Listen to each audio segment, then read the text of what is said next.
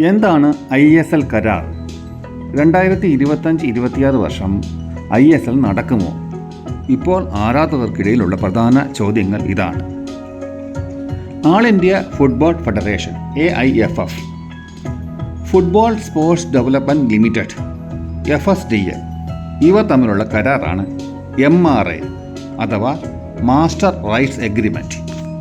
15 വർഷങ്ങളാണ് ഈ കരാറിൻ്റെ കാലാവധി. 2010 മുതൽ ആരംഭിച്ച് ഈ ഡിസംബറിൽ അഥവാ 2025 ഡിസംബറിൽ ഈ കരാർ അവസാനിക്കുകയാണ്. ഈ കരാർ മുഖേന ISL നടത്താനുള്ള പൂർണ്ണ അവകാശം റിലയൻസ് അനുബന്ധ സ്ഥാപനമായ FSDLനാണ്.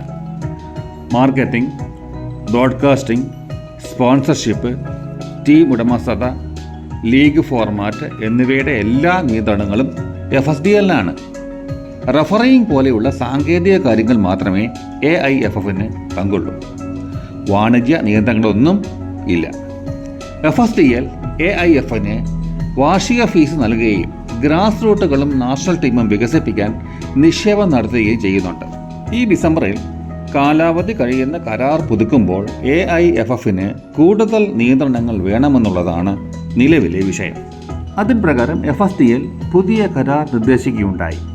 അതിൽ ക്ലബ്ബ് ഉടമകൾക്ക് 60%, FSDLന് 26%, AIFFന് 14% ഓഹരിക്കൽ എന്നതായിരുന്നു നിർദ്ദേശം.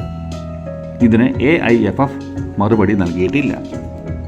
അതുപോലെ തന്നെ AIFF ഭരണസമിതി അംഗങ്ങളുടെ യോഗ്യതകളെയും ISL നടത്തിപ്പിൽ FSDLൻ്റെ പങ്കുമൊക്കെ വിഷയങ്ങളായ ഒരു കേസ് നിലവിൽ സുപ്രീം കോടതിയിലുണ്ട്.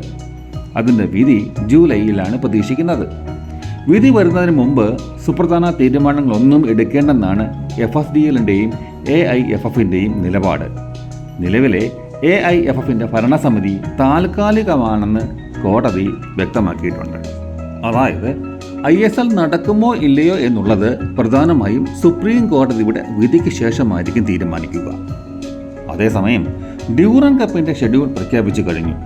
ജൂലൈ 22 തുടങ്ങി ആഗസ്റ്റ് 24 അവസാനിക്കും.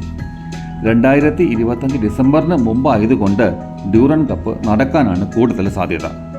അതുകൊണ്ട് തന്നെ ടീമുകളൊക്കെ അവരുടെ ട്രാൻസ്ഫർ വിൻഡോയിൽ നിന്നും പൂർണ്ണമായി മാറിയിട്ടില്ല. ഇപ്പോഴും ഒരുക്കങ്ങൾ നടക്കുന്നുണ്ട്.